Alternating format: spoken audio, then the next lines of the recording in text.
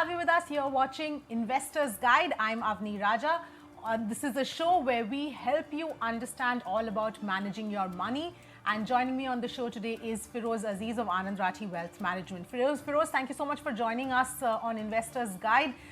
Today we are going to talk about the difference between direct plans and regular plans. Now, essentially, whenever you invest in a mutual fund, you have the choice of either investing in a regular plan or investing in a direct plan. And there are a couple of differences between both these options, and there are some similarities as well. But Feroz, let's start by understanding what these are, because the same fund, the same mutual fund has one option of a direct plan and one option of a regular plan. It just depends on how you are investing in them or the method that you're investing in them.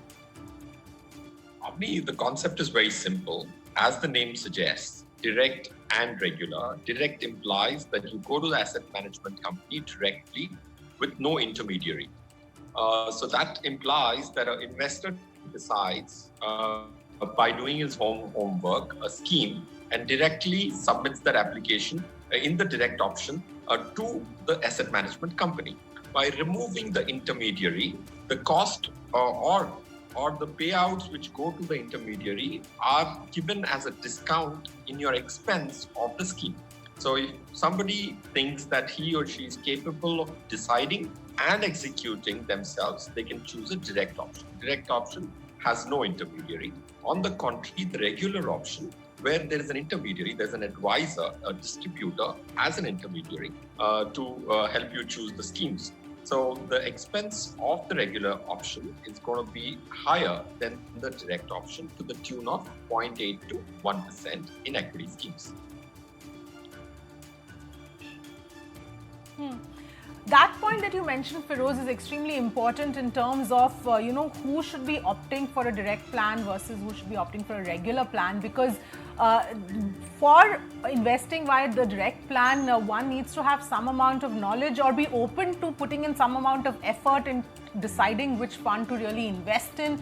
And hence you can sort of do away with any kind of an advisor or an intermediary. But if not, then it's very important that you go by an advisor or an intermediary to help you with that choice of funds, to help you review the documentation. All of these are things which require time and effort. Yes, to my mind, most people should choose the regular option, but they should be very wise to choose their advisor. If you choose a bad advisor, then the extra fee paying to the asset management company in turn to the advisor or the distributor is going to get wasted. So point one I'm making is most clients or most investors should choose regular, provided they are able to identify the person who's their distributor who can act in their interest. Especially new investors should choose advisors. Even HNI investors, because their amounts are large and the task is reasonably complex, you have 457 equity mutual funds open-ended, in which you will end up choosing 5 to 8 schemes. So the fact that there is to be in-depth research to identify those 7-8 schemes is critical. So anybody who's very confident and has done enough homework can go for the direct option. Anybody who thinks that a distributor can add value in helping him or her choose the scheme which they invested should choose the regular one. And when we talk about the regular plans or having a financial advisor to help you decide on those plans, that is just one part, because when you have a financial advisor, there are a lot of other things also that the advisor sort of helps you out with. If you can sort of just take us through what are the other benefits of going via an advisor? See, if you went via an advisor, there are 2-3 benefits. One benefit clearly is the choice of schemes. If you choose a wrong scheme, you may end up losing 10 times more than the cost you end up paying to the advisor. For example, in a large cap scheme for the last 1 year, the best one has given 15% greater than the worst one. That means if you chose the worst one, your performance would have been minus 15, as against another scheme, which is a good scheme, you wouldn't have lost a rupee. So the dispersion in performance of all these schemes is so large that an advisor, it's not going to be very difficult for a distributor to add value of 0.8% every year, point one.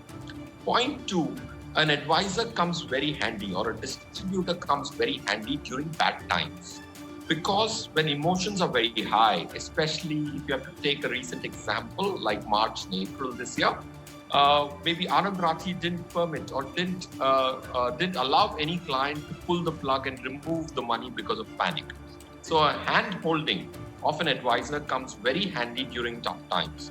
The advisor can recover next 20 years cost in one such instance if there is somebody hand holding you during these high emotion periods. So these are the two primary advantages. The third is the advisor can give you a lot of peripheral services along with the mutual fund service. He can give you an estate planning service. He can give you tax planning services. He can give you other product categories, not just the mutual fund, and do your asset allocation. So an advisor can give you quite a few collateral benefits for this 0.8% per annum, which is his or her income for having given you the service. Right. Right. And the other point also, Feroz, is, often people think that if I just figure out which fund I need to invest in, I can do it directly, but not realizing it's not only about picking the fund that you want to invest in, but there are a lot of things that follow, which include review, which include perhaps rebalancing of your entire mutual fund portfolio. The entire process is something that people don't tend to understand when they are sort of beginning the journey and deciding which fund to invest in. And that is why one needs to be that much more careful while investing in a direct plan, I beg your pardon. Avni, you're absolutely right. It's not just about buying a scheme. It is about reviewing the scheme, also looking at a timely exit.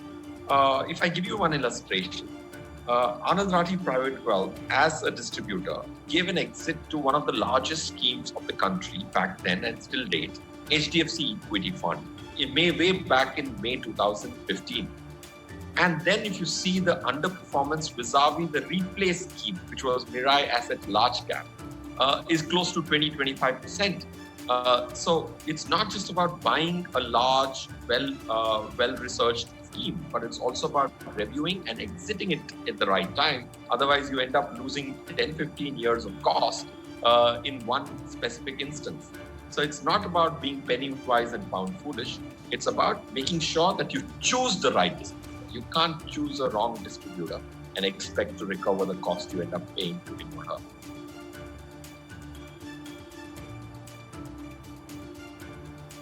Yes, absolutely, Feroz. Some extremely important points that you have brought up, and that our viewers and investors should actually be careful about while choosing whether to opt for the direct plan or the regular plan. Thank you so much for joining us with all of that perspective. Time to wrap up this edition of Investors Guide. But on the next episode, we are going to talk about the growth option and the dividend option, and which one makes more sense for you when you decide to invest in mutual funds. Thanks so much for joining us.